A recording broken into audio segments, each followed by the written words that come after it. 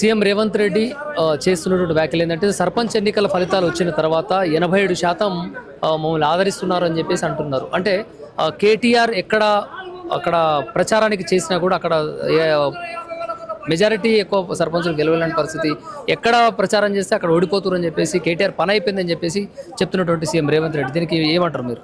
ఇప్పుడు ముఖ్యంగా చెప్పుకోవాల్సిన విషయం ఏంటంటే రేవంత్ రెడ్డి గారు తెలంగాణ రాష్ట్రంలో ఉమ్మడి 10 జిల్లాల్లో గాలి మోటార్ వేసుకొని పోయి తిరిగి ఊరూరే చెప్పొచ్చిండు, కాంగ్రెస్ పార్టీకి గెలిపియండి, కాంగ్రెస్ పార్టీ సర్పంచ్లని సపోర్ట్ చేయమని, చీరలు ఇస్తున్నాం చీరలు కట్టుకొని ఓటేయమని చెప్పిండు. మీడియా మిత్రులు మీరన్నా చూపించాలి, ఏ తెలంగాణ ఆడబిడ్డ అన్నా ఎలాంటి పోలింగ్ బూత్లో అయినా వాళ్ళ ఇచ్చిన చీరలు కట్టుకొని ఎవరైనా ఓటేసిర్రా? ఖచ్చితంగా మీరు ఈరోజు గమనిస్తూ ఉంటే రేవంత్ రెడ్డి దగ్గర ఇంటెలిజెన్స్ రిపోర్ట్ ఉన్నది. కేవలం బీఆర్ఎస్ పార్టీ సపోర్ట్ మద్దతుదారులే 45% మంది గెలవడం జరిగింది. కేవలం బీఆర్ఎస్ పార్టీ మద్దతుదారులే, మిగతా వాళ్ళు ఇండిపెండెంట్గా, మిగతా వాళ్ళు రెబల్స్గా గెలవడం జరిగింది. వాళ్ళందరినీ ఇవాళ రేవంత్ రెడ్డి ఆయన ఏమనుకుంటాడంటే కేటీఆర్ గారు ఫెయిల్ అయిపోయారనే మాట ఏదైతే చెప్తా ఉండో అది అవాస్తవం. రేవంత్ రెడ్డి గారికి నిజంగా దమ్ము ధైర్యం ఉంటే, సరే నువ్వు 87% గెలిచినావు కదా, మరి నీకు దమ్ముంటే, నీకు మీతి మీద ముయిసం ఉంటే, నువ్వు మొగోని అయితే నువ్వు రా, ఎంపీటీసీ జడ్పీటీసీ ఎలక్షన్ పెట్టు. దాని మీద ఏదైతే ఉంటుందో పార్టీ సింబల్ ఉంటుంది. బిడ్డ మీ పార్టీ సింబల్ని చింతపండుని దంచినట్టు దంచకుంటే తెలంగాణ రూరల్ ప్రజలు, ఈరోజు తెలంగాణ ప్రజలే తెలుసుకుంటారు. ఈరోజు కార్ పార్టీ సింబల్ లేని జాగాలనే 45% గెలిచిర్రు. కార్ పార్టీ సింబల్ కనిపిస్తే మాత్రంగా వారు వన్ సైడే ఉంటారు. బిడ్డ ఇందుకు తెలుసుకో. రేవంత్ రెడ్డికి అంత నమ్మకం ఉంటే, ఆయన 2 ఏళ్ల పాలనలో ఆయన నిజమైన దృఢమైన నమ్మకం ఉంటే ఆయన ఎంపీటీసీ జడ్పీటీసీ ఎలక్షన్ పెట్టాలి కదా. నువ్వే ముఖ్యమంత్రివి కదా, నువ్వే రూలింగ్ గవర్నమెంట్ కదా, అసెంబ్లీ పెట్టి ప్రతిపక్షాలను అడుగుతా అనేది ఏంది? అరే అమ్మ, నువ్వు ఆడలేక మంగళవారం అనే సామెత ఏదైతే ఉంటుందో దానికి నువ్వు పూర్తి ఉదాహరణ నువ్వే నాయన.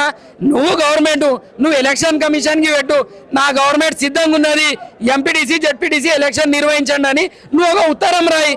ప్రతిపక్షాన్ని అడగడం ఏంద్రా సన్నాసోడా అని చెప్పేసి ఈరోజు నేను అడుగుతా ఉన్నాను. అంటే మొన్న జరిగినటువంటి ఫుట్బాల్ మ్యాచ్, అంటే మెస్సీ క్రీడల్ని ప్రోత్సహించాలని విద్యార్థులకి కావచ్చు, ప్రభుత్వ పాఠశాలలో చదువుతున్న విద్యార్థులు కావచ్చు, గురుకులాల్లో చదువుతున్న విద్యార్థులు అందరికీ కూడా క్రీడలో నైపుణ్యత రావడం కోసం, ప్రోత్సహించడం కోసము, క్రీడా యూనివర్సిటీ తేవడం కోసం అని ఒక ఫుట్బాల్ మ్యాచ్ పెట్టారు. దీన్ని ఎలా చూడొచ్చు అంటారు? ఒక సీఎం హోదాలో నేను ఫుట్బాల్ ఆడిన విధానాన్ని కూడా ఎలా చూడొచ్చు అంటారు? ఇప్పుడు ఆయన రేవంత్ రెడ్డి ఫుట్బాల్ ఆడిన విధానాన్ని ఎట్లా చూడాలంటే, తెలంగాణ గ్రామీణ ప్రాంతం నుంచి ఎంతమంది యువకులను, క్రీడా పైన ఆసక్తి ఉన్న యువకులను ఉప్పల్ స్టేడియంలోనికి తీసుకొచ్చిండు, మెస్సీతోని కల్పించిండు. తెలంగాణ పేద ప్రజలను ఎంతమందిని ఆడికి రప్పించిండు. ఈ విషయాన్ని మీరు గమనించాలి. కేవలం రోహిన్ రెడ్డి కొడుకుని, ఆయన మనవడిని, కేవలం ఇంకా కొండలరెడ్డి కొడుకుని, ఆయన రియల్ ఎస్టేట్ బ్రోకర్ల కొడుకులని వాళ్ళతోని ఫోటోలు దింపనీకే తెలంగాణ ప్రజల 200 కోట్ల ఆస్తిని, సొమ్ముని నువ్వు వృధా చేయడం జరిగింది.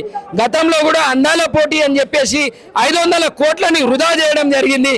రేవంత్ రెడ్డి, నీకు అంత దూల ఉంటే, నీకు అంత గులగుల ఉంటే, నువ్వు పర్సనల్గా పోయి రాహుల్ గాంధీ తానికి ఈడ తెప్పియడం కాదు, నువ్వే రాహుల్ గాంధీ తానికి పోయి ఆ మెస్సీని పిలిపించుకొని ఒకళ్ళు లాగులు చూసుకోరు నాయన.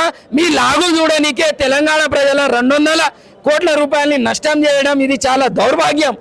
నువ్వు నిజంగా క్రీడా పైన నువ్వు ఆసక్తి చూపించినుంటే మారుమూల ప్రాంతాల నుంచి తెలంగాణ అంటే చాలా పూర్ పీపుల్ ఎవరైతే ఉంటారో వాళ్ళ బిడ్డల్ని నువ్వు తీసుకొని వచ్చినట్టువి, నువ్వు వాళ్ళని మెస్సీతో కల్పించినవి, నీ మనవనికి లాగు లేపించి ఆ బాల్ అందించడానికి మా ప్రజలని, మా తెలంగాణ ప్రజల రక్తాన్ని, తెలంగాణ ప్రజల సొమ్ముని ఎందుకురా ధారాదత్తం చేస్తావు సన్నాసోడా రేవంత్ రెడ్డి అని చెప్పేసి ఈరోజు నేను తెలియజేస్తా ఉన్నాను. తెలంగాణ రైజింగ్ పేరు మీద గ్లోబల్ సమ్మిట్ నిర్వహించారు. ఆ గ్లోబల్ సమ్మిట్ ఎందుకంటే నిరుద్యోగుల కోసము, తెలంగాణ రాష్ట్ర అభివృద్ధి కోసము, కంపెనీలు తీసుకురావడం కోసం ప్రముఖులు హాజరైనటువంటి పరిస్థితి. 44 దేశాల నుంచి వచ్చినటువంటి ప్రముఖులు. దీన్ని ఎలా చూడొచ్చు? అంటే తెలంగాణ రాష్ట్రానికి కంపెనీలు తేవడం కోసం పెడుతున్నటువంటి కార్యక్రమంగా చూడొచ్చా? ఇప్పుడు తెలంగాణ రైజింగ్ లేదు, వాని బొంద లేదు, వేసిన గుడారాలన్నీ ఇప్పుకొని పోయిర్రు.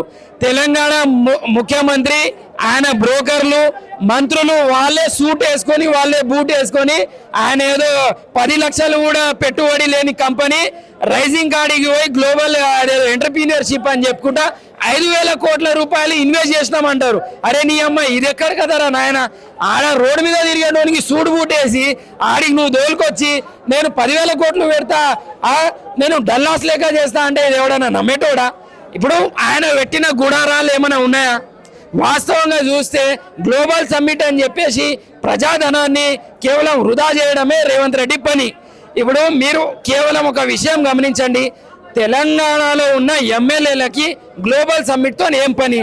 వాళ్ళు ప్రజాప్రతినిధులు కదా, ప్రజాప్రతినిధులుగానే రావాలి కదా.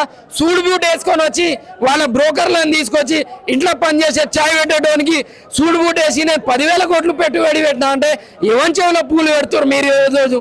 కేవలం మీరు నిజంగానే ఇదివరకు కూడా చెప్పారు డల్లాస్ పోయి 3 లక్షల కోట్లు తెచ్చినామన్నారు. 3 కోట్లన్నర చూపించిరా తెలంగాణ రాష్ట్రానికి?